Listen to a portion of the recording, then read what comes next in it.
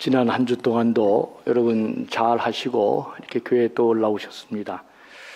힘들고 어려운 일들이 지금 오늘 정치, 경제, 사회, 문화 속에서 많이 이루어지고 있는데 오늘도 주일을 한 주간 또 우리가 잘 살 수 있는 하나님의 은혜가 하늘의 신령한 은혜로 여러분 모두에게 임하는 귀한 시간 될 수 있기를 주의 이름으로 간절히 축원합니다. 오늘 본문은 다윗의 신앙관, 특별히 성경적 인생관이 너무도 잘 드러난 매우 중요한 본문입니다. 다윗도 인간이었기 때문에 허물과 약점이 많은 사람이었습니다. 더 이상 재기가 불가능한 그런 상태까지도 추락한 경험이 있는 사람인데, 그런 그가 어떻게 그의 인생을 다시 우뚝 서게 했는지, 그리고 그를 하나님께서 내 마음에 합한 자라고 말할 정도로 그런 말을 듣게 되었는지, 오늘 본문을 통해서 우리는 하나님 말씀을 깊이 생각하면서 우리도 그런 반열의 사람이 되어야 되겠다. 그래서 우리를 묶고 매인 모든 것들을 풀어낼 수 있고 또 인생을 우뚝 서게 하는 그런 신앙과 귀한 지혜가 오늘 말씀을 통해 여러분들이 얻어지는 그런 귀한 역사가 있기를 간절히 바랍니다. 오늘 본문의 배경을 이해하기 위해서는 이 하나님 앞에서 다윗이 행한 다윗이 범한 범죄를 먼저 생각하지 않을 수 없습니다. 다윗 시대는 왕정 시대였죠. 지금과는 다른 시대였죠. 그래서 왕이 마음만 먹으면 어떤 일도 할 수 있는 그런 시대였습니다. 고생을 많이 한 다윗이 결국 왕에 오르고 탄탄대로의 길을 걷자 다윗 왕도 막강한 권력을 갖게 됨으로써 이 사람도 어떤 일도 할 수 있다는 자만감에 빠져 자신의 충신인 그 우리아의 아내 밧세바를 취하는 그런 죄를 범하고 맙니다. 다른 왕들은 뭐 어떤 길로 가든지 간에 뭐 그렇다 할지라도 다윗은 이 하나님의 사람이었기 때문에 이 일이 보통 큰 일이 아니었습니다. 이런 상황에서 하나님은 선지자 나단을 보내셔서 다윗을 책망하는데, 그 책망하는 내용이 사무엘하 12장 10절에 기록되어 있습니다. 하나님이 뭐라고 얘기하냐면, 이제 내가 나를 업신여기고, 그러니까 다윗이 하나님을 업신여겼다, 하나님이 그렇게 말하고 있습니다. 내가 나를 업신여기고 햇사람 우리아의 아내를 빼앗아서 내 아내로 삼았은즉 칼이 내 집에서 영원토록 떠나지 아니하리라. 굉장한 심판의 말씀이 선포됐습니다. 그러니까 칼이 내 집에서 영원토록 떠나지 아니하겠다. 피비린내 나는 이 집안에 큰 재앙이 있을 것이라는 말을 하나님이 하신 것입니다. 나단 선지자의 예언대로 다윗의 가문에는, 다윗의 삶에는 이것이 현실화됐습니다. 제일 먼저 일어난 사건이 다윗의 장남이죠. 암논이 배가 다른 동생 다말을 겁탈하는 사건이 다윗 가문에서 발생합니다.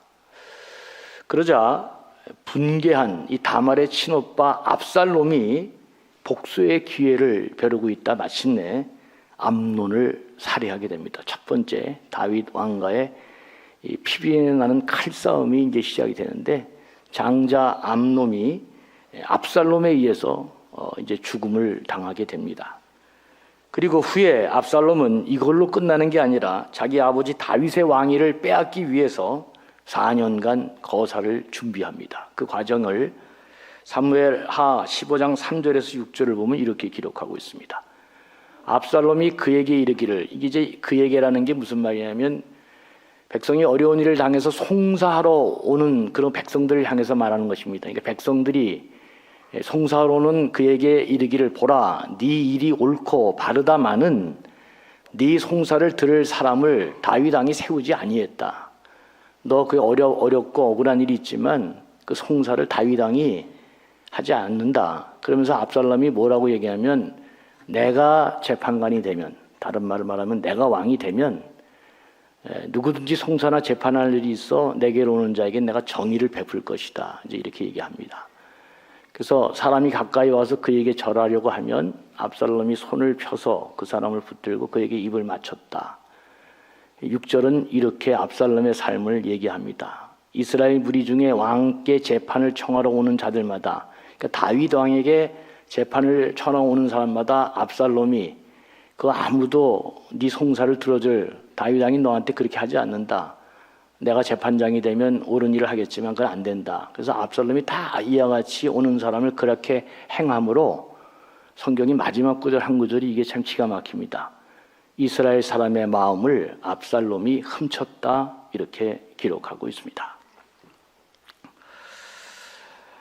그리고 마침내 압살롬은 반역을 단행하게 됩니다. 이때 상황을 사무엘하 15장 13절은 이렇게 보도합니다. 전령이 다윗에게 와서 말하되 이스라엘의 인심이 다 압살롬에게로 돌아갔나이다 한지라 그랬습니다. 백성들의 마음을 훔친 것이 성공한 압살롬은 마침내 반역을 일으키고 그래서 전령이 와서 말하되 이스라엘의 인심이 다 압살롬에게로 돌아갔다 이렇게 보고하는 장면입니다. 다윗은 너무도 참담한 일을 지금 겪고 있는 것입니다. 그래서 자기 아들로부터 목숨을 지키기 위해서 후궁은 다 예루살렘에 남겨놓고 이제 궁을 탈출할 수밖에 없는 상황으로 몰리게 됩니다. 그때의 광경을 사무엘하 15장 30절은 이렇게 우리에게 보도해 주고 있습니다. 다윗이 감난산 길로 올라갈 때 그의 머리를 그가 가리고, 그러니까 머리도 빗지 못하고 머리가 다 그의 얼굴을 가렸다는 것입니다. 맨발로 울며 가고 그와 함께 간 모든 백성들도 각각 자기의 머리를 가리고 울며 올라가니라 그랬습니다. 한때 이스라엘의 최고의 영웅이자 지금은 왕이지만 자신이 가장 믿은, 이게 여러분 한국 사회에서는 다른 사람은 다 안 믿어도 그 아들은 믿잖아요. 이게 아들은. 근데 지금 세상에 이런 참혹한 일이 벌어지고 있는 것입니다. 자기 아들의 공격을 받고 목숨을 보존하기 위해서 예루살렘 궁에서 나와 감난산 길을 올라가는데 어떻게 올라가느냐? 맨발로. 머리는 다 풀어 헤쳐서 산발이 되고 울면서 허겁지겁 올라가지 않으면 안 되는 상황을 지금 성경이 우리에게 보도해 주고 있습니다. 한 영웅의 인생이 이렇게 지금 추락하고 있는 것입니다. 그런데 이런 다윗의 도망의 길에 더욱 다윗을 비참하게 만든 사건이 발생합니다. 그게 바로 오늘 본문의 이야기입니다. 시므이라고 하는 그 사울 왕가죠. 전 왕이었죠. 사울 왕가의 한 사람인 시므이라고 하는 사람이 다윗에게 계속해서 저주하며 돌을 던지는 것입니다. 지금 다윗 인생이 가장 고통스럽고 힘들 때 이 시므이는 다윗을 더욱 비참하고 절망하도록 만들어가고 있는 것입니다. 여러분, 우리가 인생길을 살 때 힘든 생을 살 때가 많이 있잖아요. 그 힘든 시간을 더욱 힘들게 하는 시므이가 있을 수 있다. 성경이 그렇게 말하고 있는 것입니다. 지금 이 사람이 아니더라도 내 인생이 너무나 버겁고 고통스러운데 설상가상으로 더욱 우리 마음을 찢어놓고 아프게 하는 이 시므이가 있다. 도와줘도 시원치 않을 판에 더욱 자신을 어렵게 하는 시므이 같은 사람이 우리 인생길에 얼마든지 있다는 것을 성경이 말씀해 주고 있습니다. 그럴 때 이런 시므이 같은 사람을 직면할 때 우리는 어떻게 해야 하는 것입니까? 자기 아들 압살롬도 지금 버거운데 이 시므이 같은 이런 인생이 또 자기를 너무 힘들게 할 때 우리는 어떻게 살아야 되는가? 시므이가 다윗을 향해 저주를 퍼부었을 때 그 옆에서 듣던 아비새 장군이 이렇게 말합니다. 사무엘하 16장 9절을 보면 이렇게 돼 있어요. 수루아의 아들 아비새가 왕께 여짜오되 이 죽은 개가 어찌 내 주 왕을 저주하리이까? 청하건대 내가 건너가서 그의 머리를 베게 하소서, 이렇게 말하는 장면입니다. 그런데 이 말을 들은 다윗이 놀라운 말을 합니다. 그게 사무엘하 16장 10절 이하에 나와 있는데, 그가 저주하는 것은 여호와께서 그에게 다윗을 저주하라 하심이니 네가 어찌 그리하였느냐 할 자가 누구겠느냐. 시므이 보러 네가 어떻게 다윗에게 이렇게 하느냐, 그것을 물을 자가 누가 있겠느냐. 여호와께서 그렇게 명령하신 것이니 그가 저주하게 버려두라. 혹시 여호와께서 나의 원통함을 감찰하시리. 오늘 그 저주 때문에 여호와께서 선으로 내게 갚아주시리라 그랬습니다. 시므이는 이렇게 아무 반응을 하지 않고 오직 하나님을 향해 나아가는 다윗을 향해 계속해서 쫓아가면서 저주하고 돌을 던지는데, 그 상황을 사무엘하 16장 13절은 이렇게 보도하고 있습니다. 다윗과 그의 추종자들이 길을 갈 때 시므이는 산비탈로 따라가면서 저주하고 그를 향하여 돌을 던지며 먼지를 날리더라 그랬습니다. 여러분 한번 생각해 보시기 바랍니다. 다윗이 비록 지금 자기 아들에게 왕위를 찬탈당하면서 목숨을 피하기 위해서 쫓겨가는 상황에 있지만, 다윗도 위대한 그 장군이잖아요. 진짜 한칼하는 사람이고, 그 옆에는 용맹한 장수들과 군사들이 있습니다. 이런 시므이 하나 정도를 없애는 것은 일도 아닙니다. 그리고 그런 힘이 없는 것도 아닙니다. 끝까지 다윗을 따라가면서 저주하고 돌을 던지며 티끌을 날리며 자신을 고통스럽게 하는 이 시므이를 처단할 수 있는 충분한 힘을 갖고 있음에도 불구하고 다윗은 시므이에게 그렇게 하지 않았습니다. 여기서부터 우리가 주목해서 봐야 될 내용입니다. 왜 다윗은 시므이 정도 하나 가볍게 정리할 수 있는 그 힘과 능력을 갖고 있음에도 불구하고 그렇게 하지 않았을까? 그것은 오직 한 가지, 이 일을 하나님과 관련해서 생각했기 때문입니다. 여러분, 우리가 고통스러울 때, 괴로울 때 하나님을 떠올리는 것은 결코 쉬운 일이 아닙니다. 다 인간적인 방향으로 가게 돼 있지, 하나님을 찾고 이 일을 하나님 앞에서 해석하려고 하는 사람은 그건 결코 쉬운 일이 아닙니다. 다윗은 지금 하나님 앞에서 그가 행한 잘못을 떠올리고 있는 것입니다. 더욱이 나단 예언자를 통해서 하나님이 자신에게 주신 이 심판의 예언을 또렷하게 기억하고 있는 것입니다. 세상에 아무리 믿을 사람이 없어도, 그래서 자식 아들에게 물려주는 거 아닙니까? 그래서 자식에게는 자기 존재를 맡길 수 있는 거 아닙니까? 그런데 지금 자식이 아버지를 죽이고 왕위에 오르겠다고, 이런 세상에 있을 수 없는 일이 터진 것입니다. 이 사건 앞에 다윗은 이거는 인간이 하는 일이 아니라고 생각한 것입니다. 이런 처참한 상황은 하나님이 하신 일이고, 지난날 자신의 잘못에 대한 하나님의 응징으로 생각한 것입니다. 그러기에 시므이 자체, 이런 사람 자체도 다윗은 그가 지금 나를 괴롭힌다 그렇게 생각하지 않은 것입니다. 다윗은 지금 하나님이 시므이까지도 시켜서 자기를 저주하고 있는 것이라고 생각했습니다. 그리고 왕으로 기름 부음 받은 자가, 이 막강한 왕이 지금 시므이에게 일개 아무것도 아닌 이런 사람에게 당하는 모든 모욕과 심한 저주를 잘 참아내고 신앙으로 인내하고, 그 모습을 하나님이 보시고 하나님이 다시금 자기에게 은혜를 베풀어 주시고 긍휼을 베풀어 주시기를 소망하고 있는 것입니다. 시므이가 문제 해결이 아니기 때문에 그렇습니다. 시므이하고 상대해서 어떻게 한다고 해서 이 문제가 해결되는 게 아니라는 것을 다윗은 알았기 때문에 그는 오로지 하나님께서 자기의 이 처참한 이 모습을 보시고 잘 견뎌내는 자기를 보면서 다시금 하나님이 은혜 주시고 회복 주시기를, 그리고 다시 자기를 세워주시기를 간구하고 있는 것입니다. 사무엘하 16장 12절을 보겠습니다. 혹시 여호와께서 나의 원통함을 감찰하시리니 오늘 그 저주 때문에 여호와께서 손으로 내게 갚아주시리라. 그는 하나님을 믿고 있는 것입니다.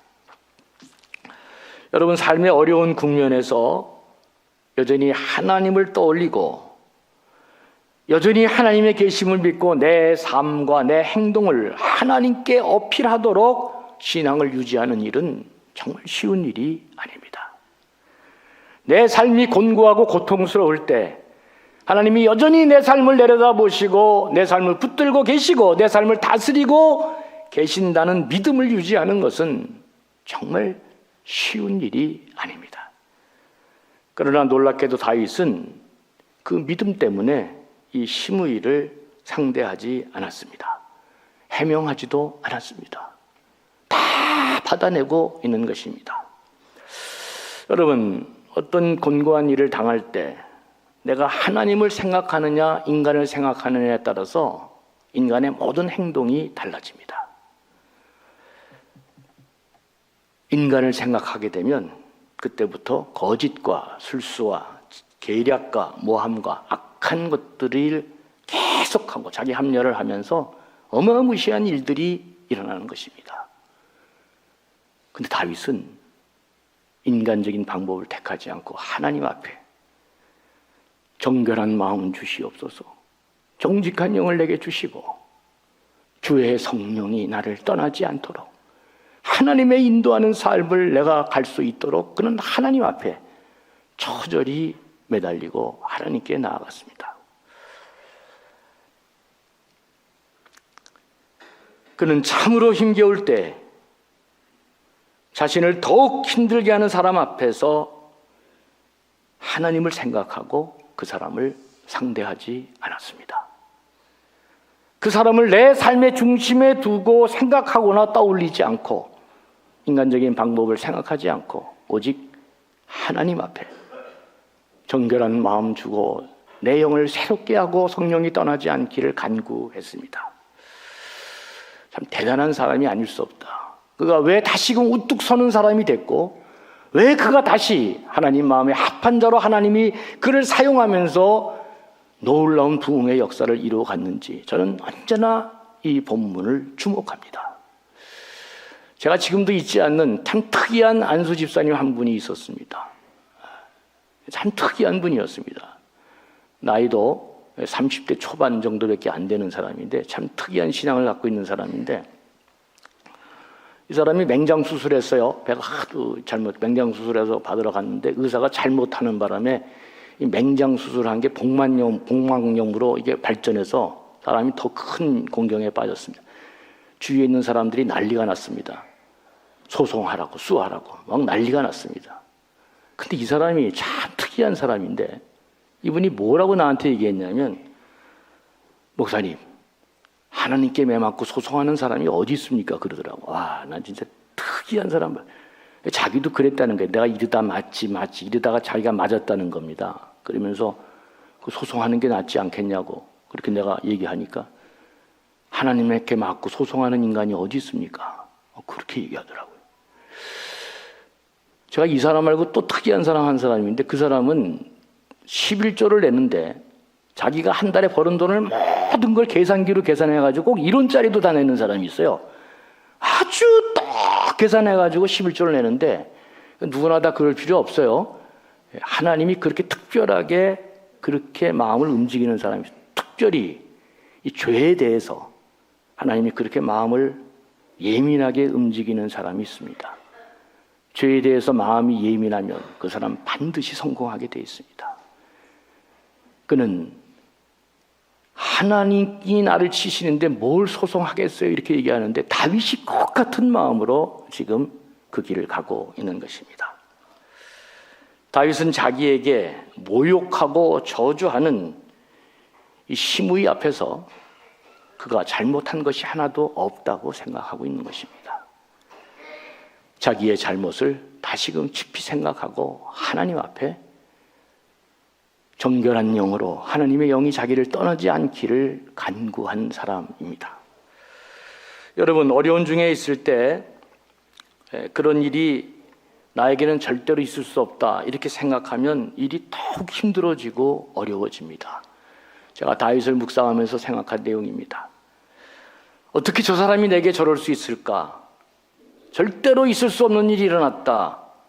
이렇게 생각하기 때문에 더더욱 어려운 것입니다. 저 사람 정도가 아니고, 가장 자기를 도와야 될 사람 정도가 아니고, 지금 자기 아들이 지금 이 일을 벌이고 있는데, 다윗과 같은 사람도 이런 일이 나에게 일어날 수 있다고 생각하고 있는 것입니다. 다윗은 자기를 저주하고 모욕하는 사람을 보고, 이런 일은 정말 내가 바라는 일이 아니지만 그러나 이런 일이 나에게도 일어날 수 있다고 생각한 것입니다.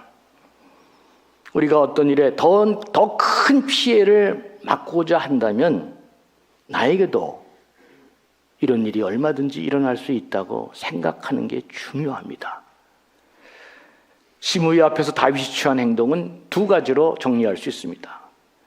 이것은 우리가 인생의 어려운 문제에 직면했을 때 적용할 수 있는 좋은 저는 가르침이다 그렇게 생각합니다. 하나님의 사람 다윗이 택한 두 가지 방법은, 첫째는 이 일은 하나님이 시키신 일이라고 생각하는 진짜 신앙의 사람입니다. 그래서 다윗은 그 사람의 말과 행동에 일일이 대응하지 않았습니다. 대응하지 않았기 때문에 시므이가 끝까지 날뛰었는지는 모르겠지만 다윗은 시므이를 상대하고 일일이 대응하지 않았습니다. 아까도 말씀드렸지만 시므이가 문제 해결이 아니기 때문에 그렇습니다. 둘째는 나에게는 절대로 이런 일이 있을 수 없다라고 생각하지 않았습니다. 하나님이 저렇게 명하시면 그 일이 얼마든지 나에게도 일어날 수 있다고 다윗은 생각한 것입니다. 자신만은 예외라고 생각하지 않았습니다. 자신이 예외라고 생각하면 어려운 일이 생기면 너무너무 힘들어집니다. 누구에게나 다 일어날 수 있는 일이다. 비난받을 때 자신을 대단한 사람으로 여기지 않는 것이 대단히 중요합니다. 왜 우리가 자꾸 어려운 비난이나 이런 거 힘든 일을 견디기 어려울까? 자기가 대단한 사람이라고 착각하기 때문에 그렇습니다. 자기가 대단한 사람이라고 생각하고 자기는 이런 일에 열외라고 생각하기 때문에 이런 어려운 일이 생기면 너무나 견디기가 어려운 것입니다. 나는 이런 일을 당하지 말아야 되는데. 그러나 다윗은 그렇게 하지 않았습니다. 일을 하다 보면 누구나 다 비난은 받을 수 있는 것이고 누구나 다 실수와 잘못은 하는 것인데 다윗은 하나님이 그렇게 하시면 왕인 자기까지도 이런 일을 당할 수 있다고 그는 고백하고 있는 것입니다. 어려울 때에도 다윗과 같이 성숙한 생각을 하는 사람이 되도록 성경은 우리를 자꾸 그렇게 초대하고 있습니다.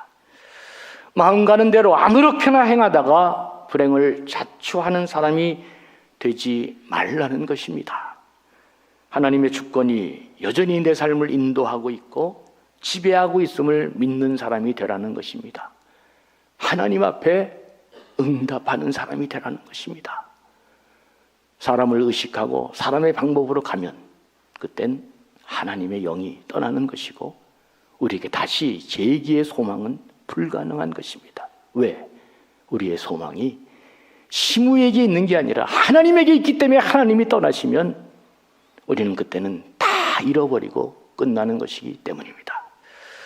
다윗처럼 아무리 어려워도 그 사건에서 탈출해서 더 넓은 미래를 생각하는 사람이 되어야 할 것입니다. 그리고 제일 중요한 것, 우리 가운데 누구라도 하나님의 은혜가 아니면 내가 아무것도 아닌 존재라는 것을 인식하는 게 대단히 중요합니다. 하나님이 한번 불어보시면, 하나님이 한번 불어버리면 우리는 순식간에 끝날 수 있는 존재라는 것, 하나님의 은혜 없이는 살 수 없다는 것, 하나님이 영이 그래서 내 곁을 떠나면 내가 죽는다는 것 또 느끼고 또 느끼면서 하나님을 놓치지 않는, 가장 어려울 때에도 하나님을 놓치지 않고 하나님이 다시 기름 붓고 하나님이 복 있는 사람으로 만들어주는 그런 삶을 살아가는 사람이 되라고 성경은 오늘도 우리에게 말씀하고 있습니다. 정치, 경제, 사회, 문화 모든 것들이 전방위로 다 어렵고 힘든 삶을 우리가 살아가고 있습니다. 이럴 때일수록 자꾸 힘들어서 아프니까 인간적인 악수를 두다가 더 큰 고통에 빠질 수도 있습니다. 부디 하나님 앞에 기도하시면서 자기를 잘 찾아가시고 하나님께서 다시금 소망 가운데 여러분들을 일으키시는 그 은혜를 믿고 기적을 생각하면서 또박또박 믿음의 신앙의 길을 잘 가는 존귀하고 복된 분들 되시기를 주의 이름으로 간절히 축원합니다. 하나님 아버지, 우리 인생사 많은 어려운 일들이 업앤다운하며 다가올 때 그때 이 다윗이 보여줬던 신앙의 귀한 이 인생에 가는 길을 잘 다시금 묵상하면서 다윗의 길이 우리의 길이 되어질 수 있도록 그렇게 우리를 초대하시는 주님을 다시금 바라보며 반드시 주님을 통해 우뚝 서고 하나님 마음에 합한 자로 하나님이 마음껏 축복하시고 우리 인생을 빛나게 하는 삶 살아가는 복된 인생 되게 해 주시옵소서. 감사하며 예수님 이름으로 기도합니다. 아멘.